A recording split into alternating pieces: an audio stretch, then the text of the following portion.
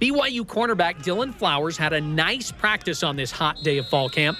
He broke up a pass during the team scrimmage and was all smiles when he walked over to talk to me. But I didn't want to talk to the Southern California native about his practice or his chances of getting playing time for the Cougars. Why did you initially decide, hey, I want to go to Southern Utah? Well, I just wanted a challenge for myself. It was a good choice for me because I learned a lot from Southern Utah. Give us an idea of what you learned. Okay, I learned how to be patient. I learned how to develop. Last year, it was very hard for me because fall camp, my corner coach, he went to a new job. So it was like we had a corner coach who wasn't really a corner coach. And then there was a lot of, I just wasn't put in the very best spot at the time. Every day I would just go to practice. I would be like, God, get me through this day. Because I was scout last year, so I was just like, God, give me the strength to persevere, and he did. It was a good working environment. It was very peaceful. It was not much to do, so you get your work in. I'm more appreciative of where I am now because I came from Southern Utah.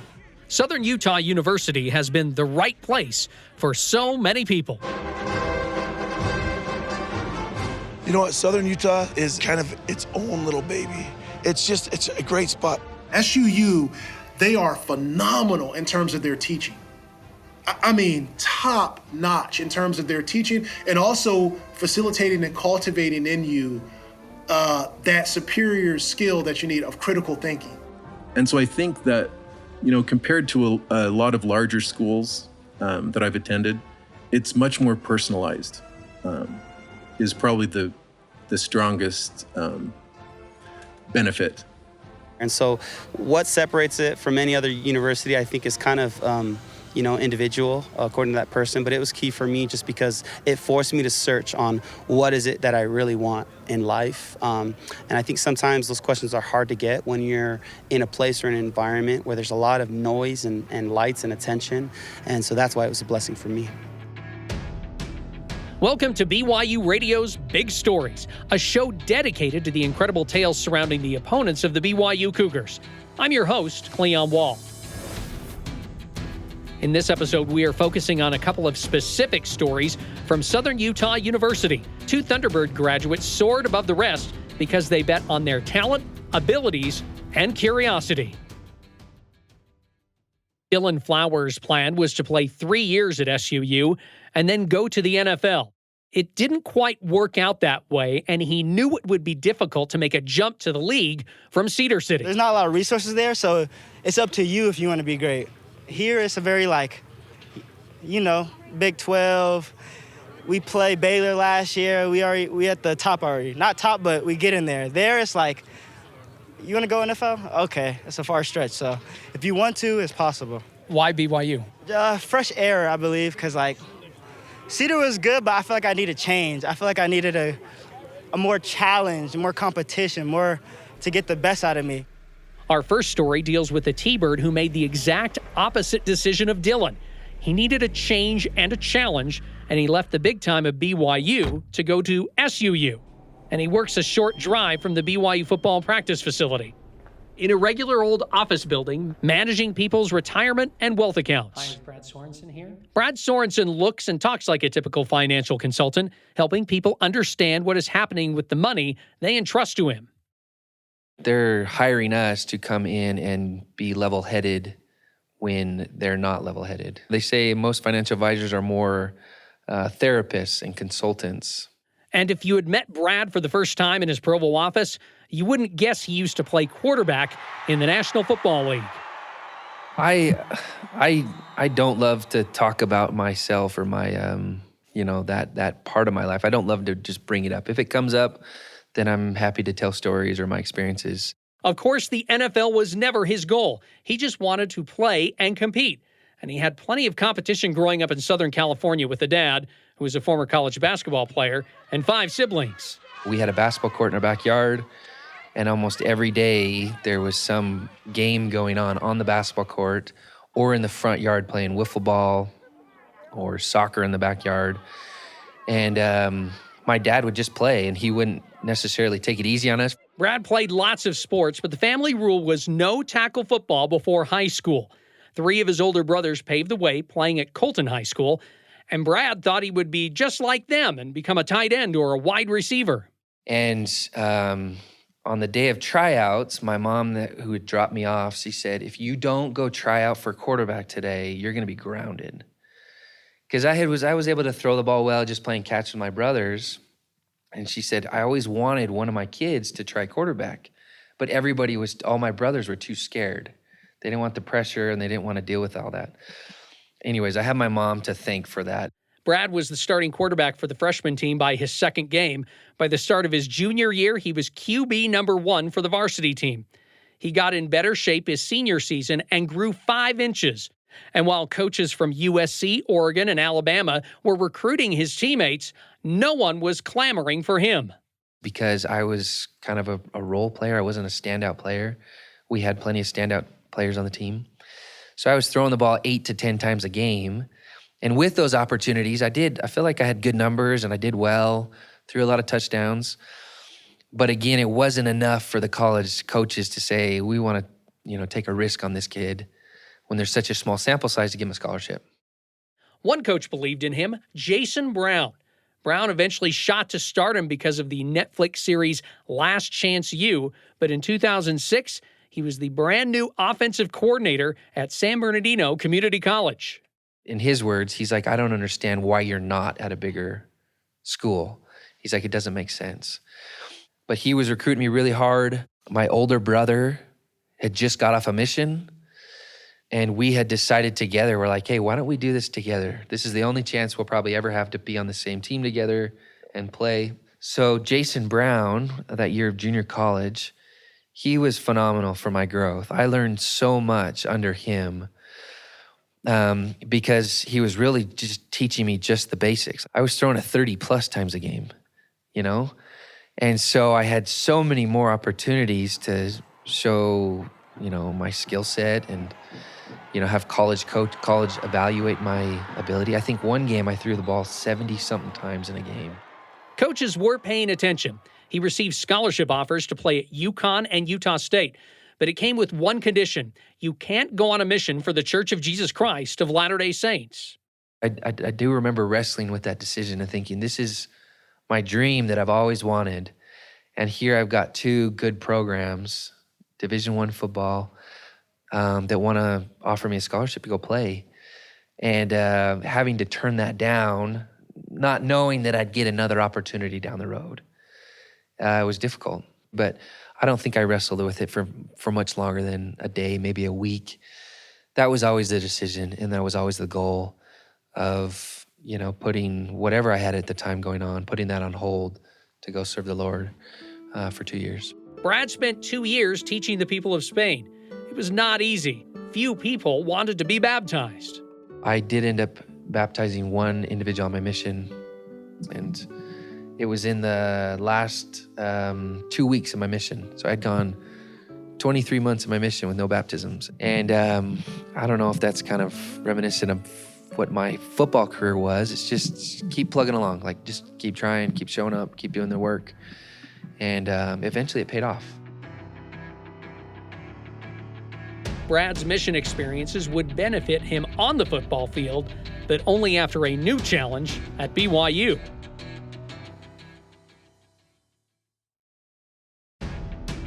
Welcome back to BYU Radio's Big Stories. Brad Sorensen worked hard to become a solid quarterback at the junior college level in Southern California. But after returning from his mission for the Church of Jesus Christ of Latter-day Saints, he was now moving on up. He was welcomed as a walk-on to BYU's football team, with the plan to play with his younger brother Danny after he returned from a mission for the church. We were as close as you can get. And so the thought was we would room together, we'd be on the team together. And that was kind of the big goal.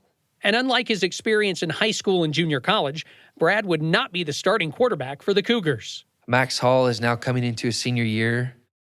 Was a Heisman favorite at the time, I think. Hall watches it. He's got Coley waiting on it. Touches it. Max was awesome. Just to be able to learn from him and watch how he carried himself was really fun that year.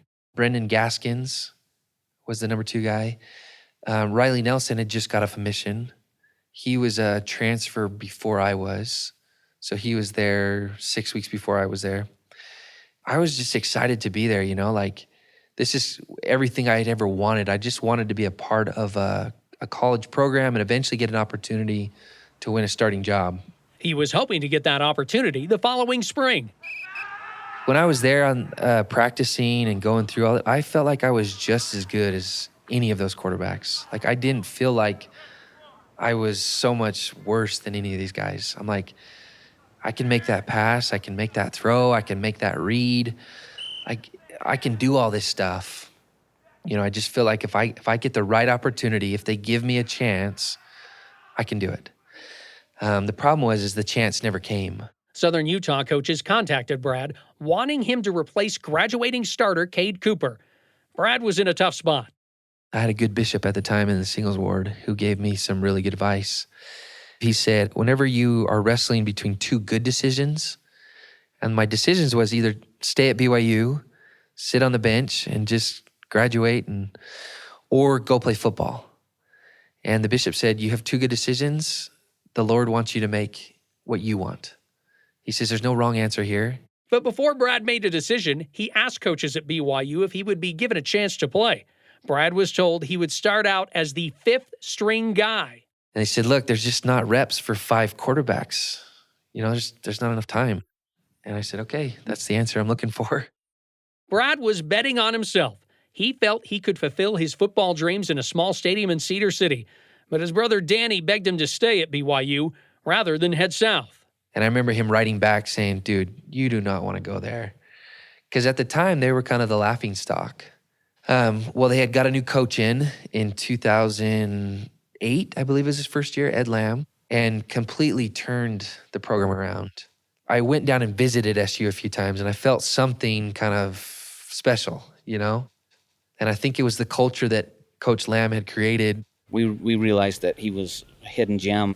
This is BYU tight ends coach Steve Clark. He was Brad's offensive coordinator at Southern Utah. You could tell he had what we needed. Really good arm, accurate, strong, but he could harness it very well and learn the offense. Kept it simple, made the easy throws. He was great. Fesi Sitake was one of Brad's new T-Bird teammates. I was like, this guy, I don't know how we got him, but I'm glad we did. The current Cougars wide receivers coach was one of Brad's main Thunderbird targets in 2010. We had a little window to pick up the playbook, pick up chemistry. Obviously not just myself, everyone with him as the quarterback.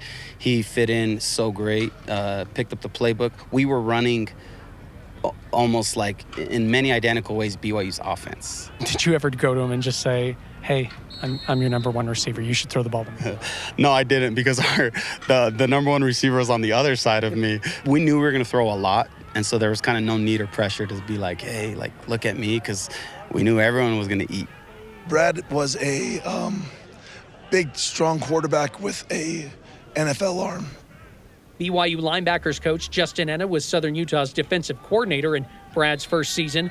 His defense had a hard time defending Brad in practice. He could throw 65 yards. And so with Brad's vision and then understanding how strong his arm was, he taught us as defenders to make sure that we keep on carrying deeper because he's got an NFL arm. Brad helped to lead SUU to a conference title in his first season as T-Birds QB, and he just kept getting better.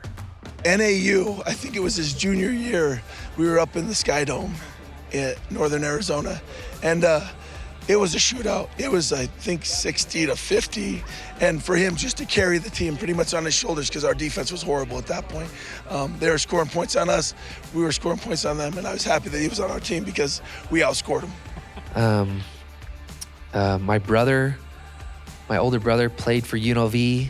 We go and play at UNLV my junior season. We beat him on the road. He's in the stands. Here, I remember him saying before the game, he's like, there's no way you guys are going to win this game. You guys are going to get smashed. You have no chance. And we beat him like 41-17 or 41-10, something like that. The offense didn't play great that game, but the defense had 3 touchdowns. That was a big highlight. Brad played great that game. In that game, we let him do a lot of his own play calling at the line of scrimmage. What led to that decision? Just because he could do it. He could see what they were in and what they were doing at the line better than we could before they showed their alignment. So, we gave him freedom to go to what he wanted to go to, and it's usually a pass. In fact, it was always a pass. Yeah, it worked out. We did that a lot with Brad, just to keep him challenged, keep him developing. One time we were walking off the field and he said, I can throw this ball and hit this chair. There was one chair that was down. All the other chairs were up. He said, I can hit that chair and knock it up. And I said, there's no way you can throw it that far. And he threw it and hit the chair and it went up. I didn't have much to say after that. When did you realize this guy might have a chance in the NFL? Day one of fall camp, the way he just picked up the offense, the way he commanded everyone's respect without even being there long, and then just watching him throw. Brad wasn't so sure. NFL scouting journalists, websites would start to reach out to me and say, hey, you're kind of on the radar. And so I started to get other people saying like, hey, you might have a chance. I still didn't really believe it. But his attitude changed when he was invited to the NFL Combine. I had gone and looked up the data on it, and most quarterbacks that go to the Combine, it was really high, over 80%. If you go to the Combine, there's a good chance that you're at least either drafted or you're a free agent to an NFL team. Brad thought his best chance for getting drafted was on the last day of the draft. His family was gathered to celebrate his grandmother's 80th birthday. Lots of teams were calling Brad, but not to draft him. Quickly on the call, they say, hey, we're not going to draft you. They don't want to get your hopes up. Hey, we're not drafting you here. We're calling because we want you as a free agent. So I'm filling all these calls, and I get another one right in the middle of dinner with all the family there. And this one was a little bit different. It was the general manager. He said, hey, this is Tom Telesco with the Chargers. He says, our pick's coming up in the next 5 minutes. We're going to draft you. My brother comes out and he's like, kind of give me the sign. I'm like, yeah, it's happening. He runs back in and tells everybody. And anyways, it came up on the screen, the ticker. It says Brad Sorensen, Chargers. So it ended up being this really cool, special memory. Betting on himself worked, and Brad was the first T-Bird ever drafted into the NFL. It was great for the program, for the institution, at SUU. This again is former Thunderbird teammate Fesi Sitake. So to be able to have him kind of be that pioneer, to know that many were going to follow him, and not just going to the NFL but being drafted, was really cool to see. And he deserved to be in that spotlight. Brad's amazing journey to the NFL did not culminate with him holding the Vince Lombardi Trophy as the starting quarterback of the Super Bowl winning team. It ended with him being cut by the Minnesota Vikings after 3 seasons of trying to find a home. I finished the preseason with them. I had no other calls. There was a few other things here and there, but I had told my agent, I said, you know what, I think I'm done. There were times where it felt frustrating because I felt like I was really starting to figure things out. But it is what it is. I'm in a great career now. I love what I do. It sucks that I'm not doing football or playing that out, but I also got a lot more opportunities than I thought I would have ever had, and way more opportunities than most people ever get. What would you say to anyone who's thinking about attending an FCS school or a smaller school after the experience that you went through at Southern Utah? I would say go for it. If you're talented, they'll find you. I mean, and not everybody might have the goal of trying to play in the NFL. I certainly didn't have that goal. I just tried to play as best of football as I could, and it worked out for me. But my experience is you cannot substitute playing. So my advice would be, if you want to play, just find a home. Find a school that likes you, that is interested in you being on the team and being part of the program, and you're able to contribute in some way. It's awesome. When we come back, how a Southern Utah University graduate pushed aside the problems of his past to become a Cornell researcher.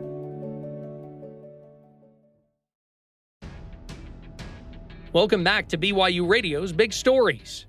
So as a PhD candidate, I'm pretty busy over here. This is Donald Long of Cornell University. He's trying to find a way to stop a specific type of liver cancer from growing. This occurs, unfortunately, mainly in young individuals. So we're talking about adolescents to young adults. The prognosis for this is pretty grim. We're talking about a 5-year survival rate of maybe, 30, 40%. So basically half of them don't even make it past 5 years. Donald is about 4 years into a 5-year PhD program, and the New Jersey native is relatively close to his home state, but how he got to Ithaca, New York, and Cornell University was a long and strange journey. He did not go to college right out of high school. Somewhere in there, probably middle school, I think I kind of lost interest in education somewhat. I was still a curious kid nonetheless, but in terms of the educational system, I just wasn't too interested. So, as a senior in high school, Donald decided he would join the Air Force, much to the consternation of his father. He signed the papers and he said, "Don't come crying back to me." I remember those words. I went off into the military, and it definitely was a major transition. And that's what the military is designed to do, to be honest. They kind of break you down to build you back up. With that shift in my paradigm, something very, very phenomenal happened. I began to question lots of things in life. And I think that's where my curiosity really, really amped up. And, I just became more curious about life and how things work and how I should operate and move in life. Essentially, when I had got out of the military, I had gotten to personal training. Donald's cousin eventually convinced him to pursue his personal training career in Los Angeles. I went there, and to be honest, it was a culture shock upon a culture shock. The reason why I say that is because California in and of itself, and then also where my cousin was residing. I had no idea when I landed there the type of neighborhood he was living in, and it wasn't a good one. It's a very reactive type of atmosphere. The individuals there, they're in very dire situations. They're trying to survive. But that didn't stop Donald from being friendly to his neighbors. So one night, he and his cousin decided to talk to some women that lived on their street. So we're laughing and chatting, and all of a sudden, this guy literally just pops up from nowhere. Literally. I just kind of see him out my peripheral, and you can just tell from his disposition, he was in a very bad mood, and he just starts coming in and talking all types of just craziness, and